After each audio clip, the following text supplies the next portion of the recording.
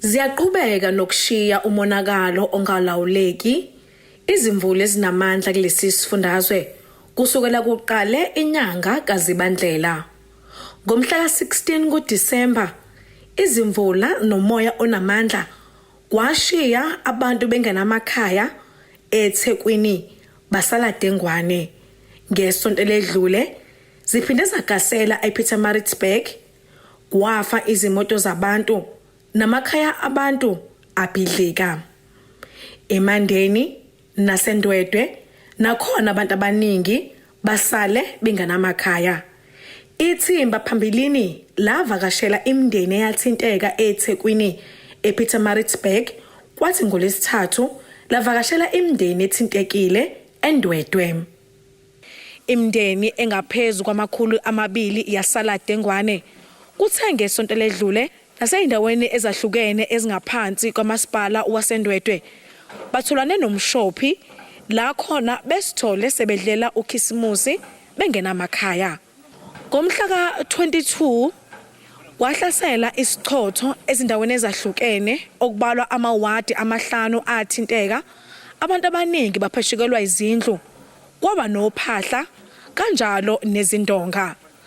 Njengamanje sika Ward 5 ngaphansi kwendawo ebizwa ngokuthi isemkhomazi sivakashele umndeni wakaHlongwa nawo ozithole usuba nenkinga yokungabi nakhaya.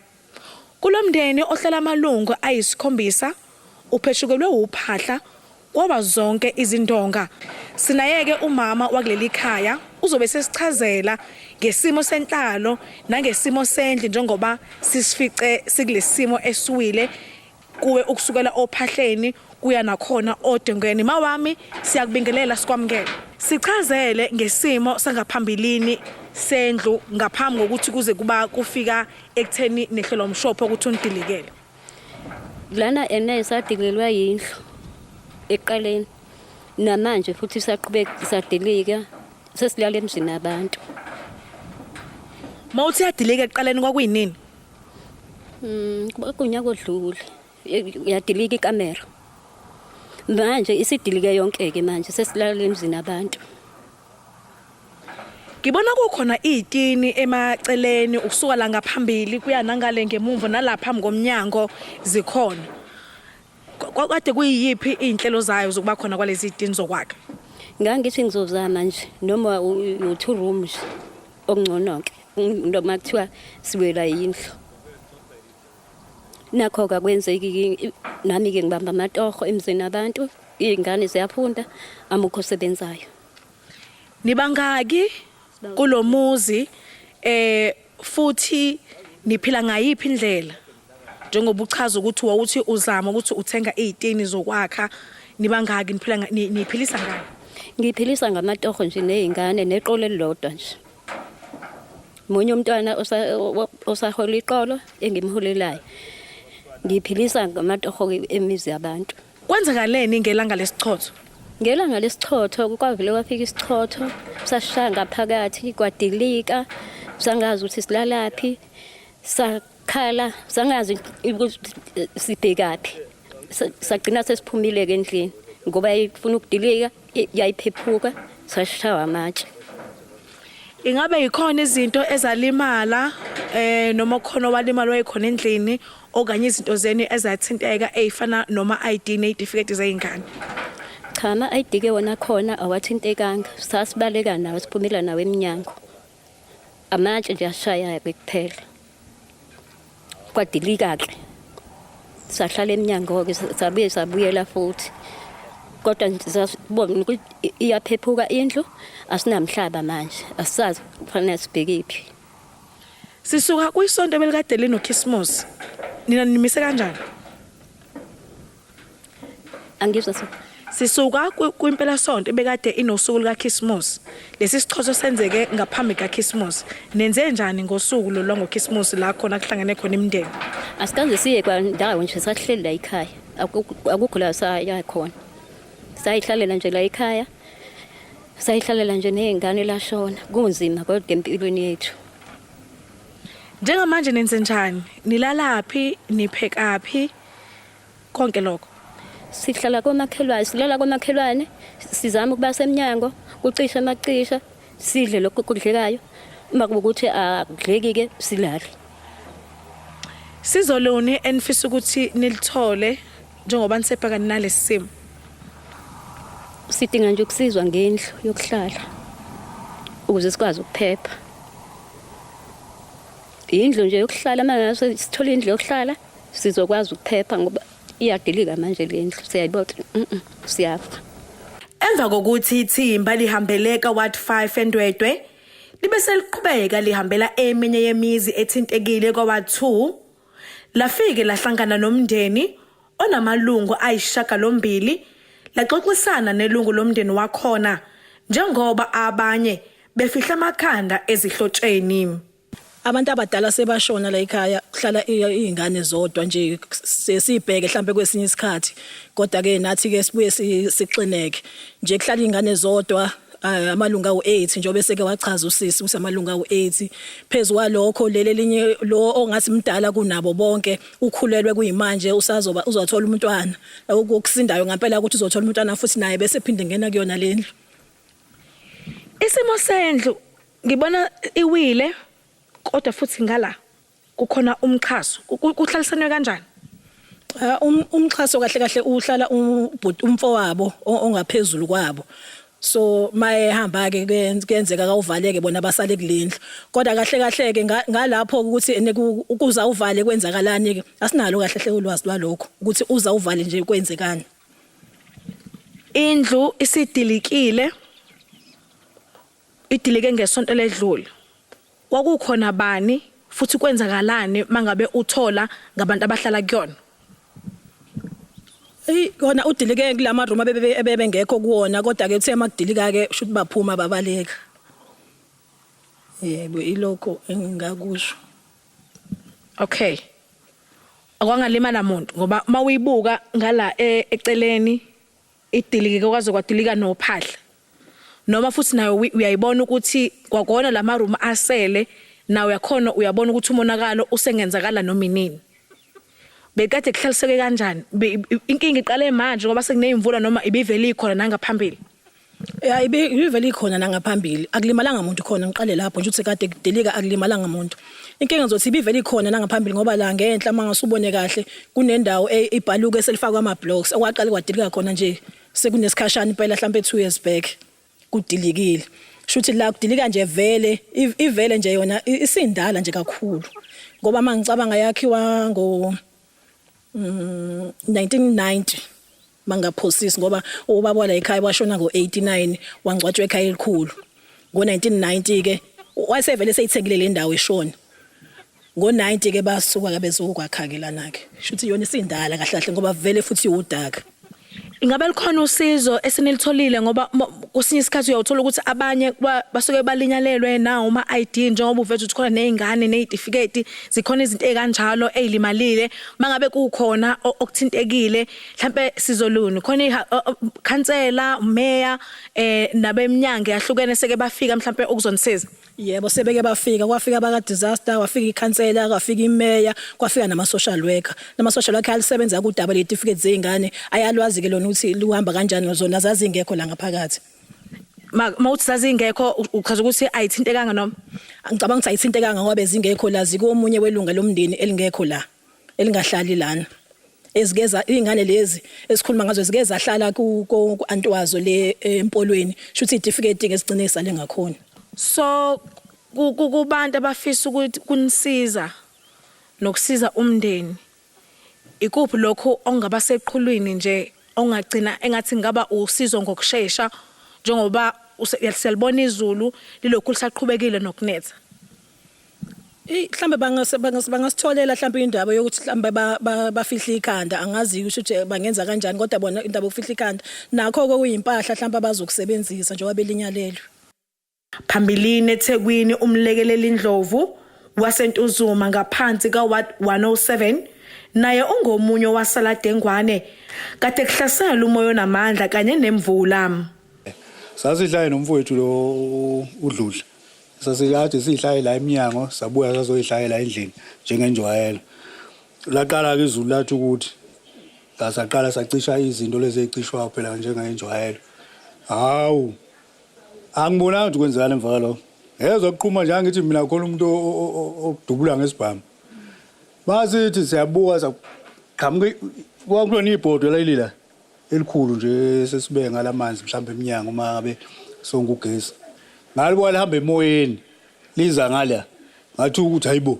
Wenze njalo wathi ndizi ibhodo. Masithi siyabuka hayi sekugcwele imvula ke sekugcwele ubhesa ngathi ngibuka ngala njoba uyibona nje indlu isinje. Lento le futhi ayibanga nani yazi iminute aliphelanga. Yaba ngaphansi kweminute lento le. Kwaphela nyanyanya. Kunjena nje. Iziphi izinto ezonakala la endlini? Amakhabethe onakala kakhulukazi into zekhishi ezonakala. Nekamera okwelami leli konakala into eziningi khona. Ngakuthi njoba li empty nje akakhulu utho. Sakhipha okunye nefridge salibeka la mangiplaka namhlanje ukuthi ayivele lonakela isekho indaba. Onakele nje into eziningi. Indle engathi yasinda ile nale ngala. Nakona futhi kuvodlokile phezulu wasinda ngoba asasheshe savala nabafowethu phezulu. Konakele nje. Mhlawumbe usizo olunjani ebenifisa ukuthola? Lokho nje bafethu okungenzeka ngoba ngesisho ukuthi sithi sicela inani kodwa nje more especially into efana ukuthi njengoba phela imvula awuyazi buya nini. Mhlawumbe lantamba liyanethe. Thola ukuthi kuvalwe nje ngala. Silekelele lapho naseyintweni mhlawumbe ngoba phela njengoba nami ngumuntu oyibhadanisela ungasebenzi nje ubamba ngalo ndlela leyo. Nje kulekelele mhlawumbe ngithole okunye ukuthi ngisizakale nami. Lokho okusemandleni ungathola ngoba ngeke ngisho ukuthi ngithi ngoba sibaningi kumina ngedwa phela. Okay, kuma ID ma certificate wengane.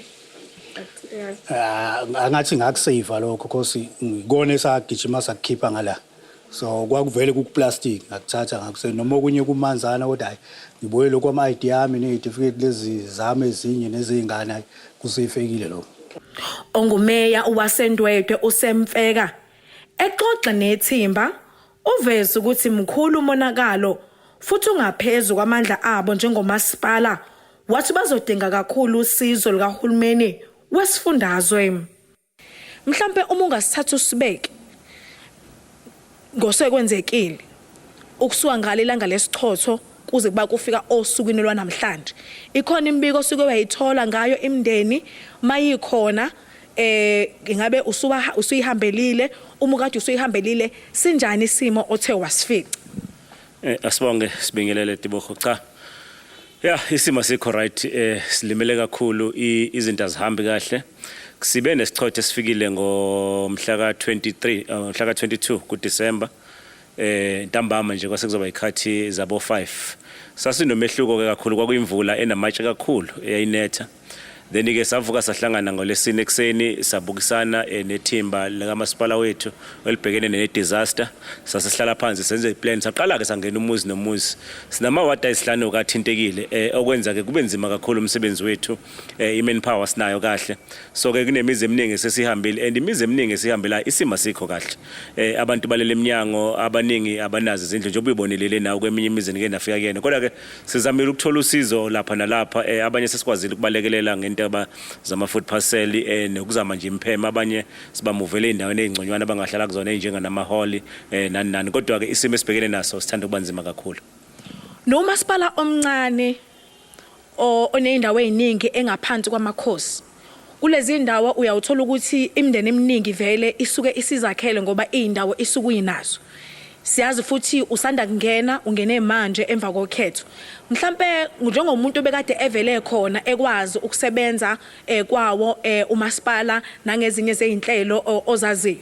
Bezimi kanjani inhlelo zokwakhela kwabantu kwezindlu ngoba muthi uyabheka kweminye yemndeni kuvele izindlu lezi zona lezi eziwile ngazuthi besizibe nenkinga ukusukela kudala vele kuze kuba kufika sona lesi sichotho ziwe. Iqiniso uqinisile msakazi besivele sikhona sisebenzela wona umasipala Lukhona uhlelo oluqhubekelayo njengamanje lokwakhelwa kwabantu bezindlu kodwa nje busho ukuthi siwumasipala omncane sithembele kakhulu kuhulumeni omkhulu. Most yamawadi athintekile silindele ukuthi kwakhiwe uhlelo lezindlu silibiza ngo-phase 2.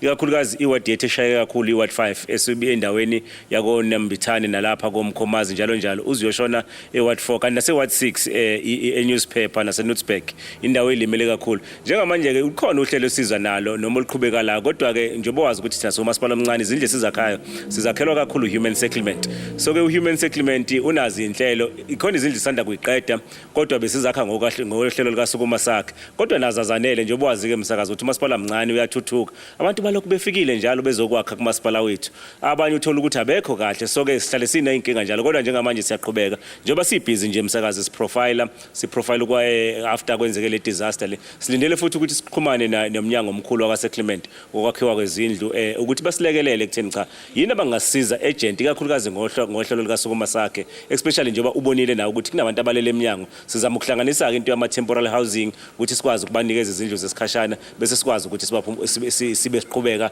nohlelo lokuthi bakhwa izindlu ushilo ke futhi msakazi ukuthi siwumasipala seyindaweni zasemakhaya endaweni zamakhosi so ke sixoxisana nawo amakhosi ekutheni ke ngoba siyazi ukuthi uhlelo lokwakhiwa kwezindlu luza ngokwamakhosi endaweni zasemakhaya so ke njengamanje nje silindele ukuthi kulolu hlangothi langa lamawadi athintekile ngala koNambithane sikunohlelo silindile olubizwa ngenkombanyuswa phase 2 lwezindlu ilona ke hlelo silindile lolo kodwa ke sihlele emlindweni msakazi kodwa ngethemba lokuthi ke kuzoshesha ukuthi njengoba sekubonakalile ukuthi isimo sezezulu affecta kabi kungenzeka ukuthi isheshe liphuthume kakhulu msakazi. Kwaminye emndeni esihambele iveza ukuthi kunezithembiso eningi nathi ukuzenza ethinta ukuthi nizobahlinzeka ngezindlu zesikhashana ingabe ikhona imbeke kanjalo mikhona lumi kanjani? Baqinisile msanje njengamanje sesiqalile nje ukuthi ke into zomasipala ziyahlupha ngoba zinemgomo elandelwayo zonke sesiqalile ukuthi sikwazi ukuprocure izindlu zesikhashana esizoyihambisa kulabantu esithi ngoba iqiniso ukuthi umphakathi wethu affecteke wonke kodwa khona aba-affecteke kakhulu okudlula abanye sithena ke kulaba cha sithola izindlu zesikhashana lezi sibiza ngama temporary windy houses sesiqalile kuhlelo lokuthi sithole cishe lizothi liphela leli sonto noma ngesonto elizayo zizobe sezikhona lezo zindlu zesikhashana zokuthi bekwazi ukugoba amadlangala ukuze bengagcine belimazwa yilezindlu ezidilikile abahlala kuzona lizothi liphela nje leli sonto umsakazi noma isonto elizayo zizobe sezikhona lezo zindlu. Ngokwembiko oyithole kumakhansela ngokuhlukahlukana kwamawadi kulawa athintekile ngabe mungakanani umonakalo futhi uzodinga ukuthi udle umasipala imali engakanani yize ukuveza ukuthi kuloko kwakhiwa kwezindlu kunceke kakhulu kumnyango lo wezokuhlaliswa kwabantu.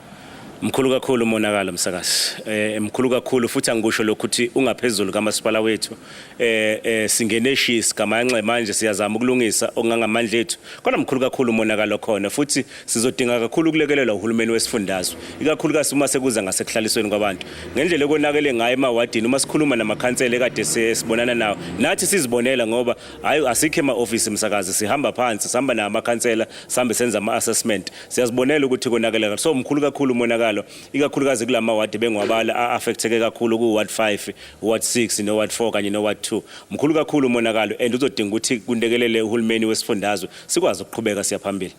Eminye imndeni noma ngithi kwezinye zendawo uyawuthola ukuthi kulemndeni esuke ithintekile othola ukuthi imanzelwe iyona yonke into yawela nayindlu sesibabone kwabanye umasipala bebabeka emahholo lawa kusuke ingawo umphakathi ingabe kunina kulowo mndeni ngoba khona omunye nje esuhambelile oveza ukuthi wona ufihla ikhanda kwamakhelwane ingabe ikhona inhlelo ezikanjalo zokusiza lowo mndeni othola ukuthi akho lutho ekutheni ukwazi ukufihla amakhanda.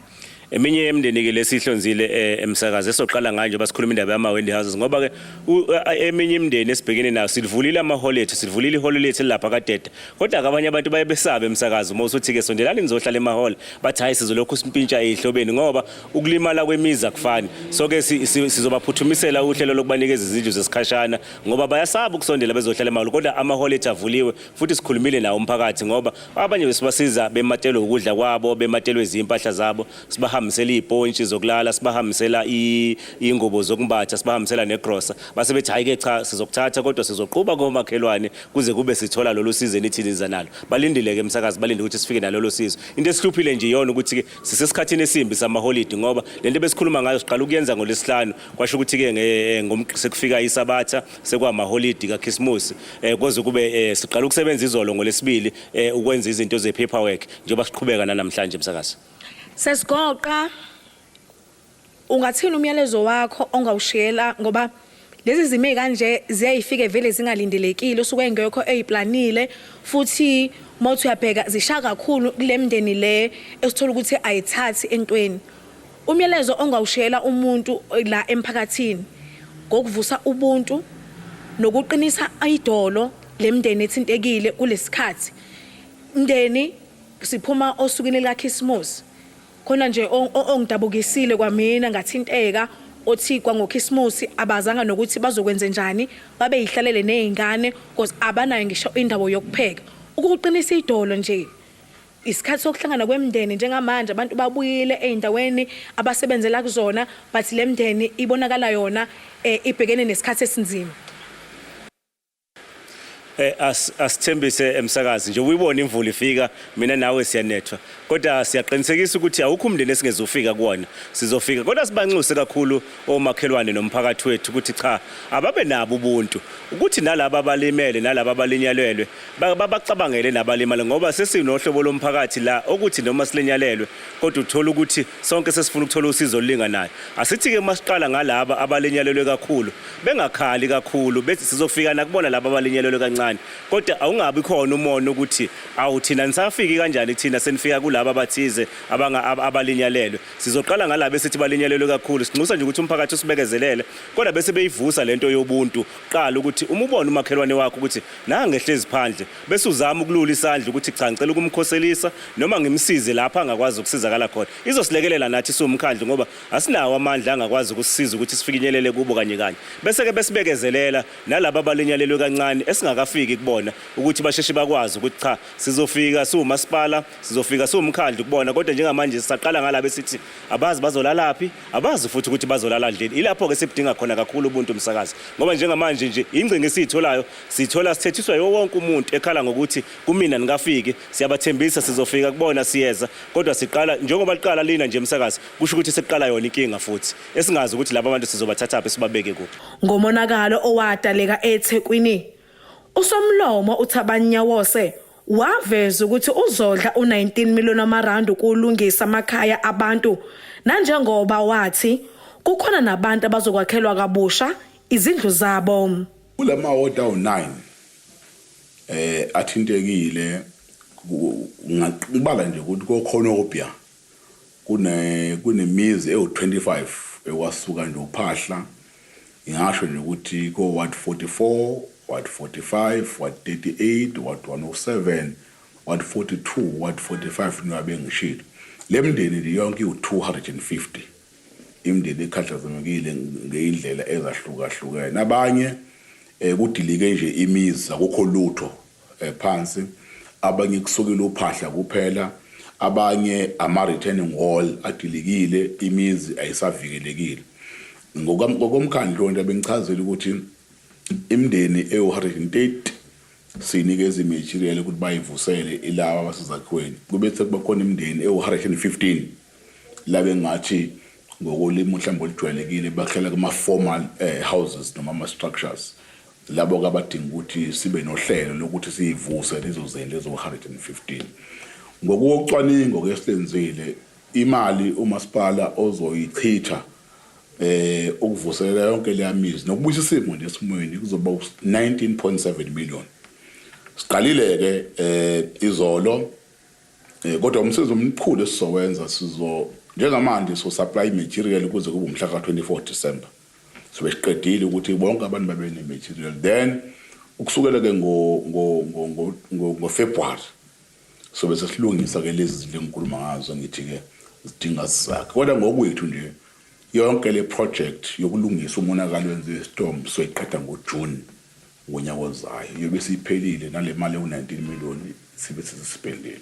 asincome nje into enhle eyenziwe izakhamuzi zaseThekwini kuleya mphakathi ethindekile njengamanje amukho umuntu onesidingo sokuthi ahlaliswe ehholo bonke abantu abadilekelwe imizi bazenzele bona inhlelo nehlobo zabo kanye nomakhelwane kuleya ndawo sibone futhi okukhulu ukubambisana nje nemphakathi yethu besupport umasipala besupporta lemndeni ethintekayo ngoba labantu abalingelwe labaningi kangaka njengamanje abekho abahlezi eindaweni zikamasipala bahlezi emzini abanye abantu okuyinto esijabulelayo nesiyigqugquzelayo ukuthi abantu mebakhile endaweni babe nokubambisana babe nokuzwelana nokuthwalisana ke futhi imithwalo ekhathini njengalezi siyayincoma kakhulu ke into enziwa abantu basentuzuba namaphethelo ukuthi angabikho umuntu ohlala ehholo kunemizi endaweni labo masipala bobabili okuyindwedwe kanye neTheku isizwakalise izethembiso zokuthi uzoyichasa lemndeni ngezindawo zokufihla amakhanda okwesikhashana nguTebogo Sibisi wezindaba ze1 KZN TV ngibika ngika Ward 5 ngaphansi kamasipala waseNdwedwe.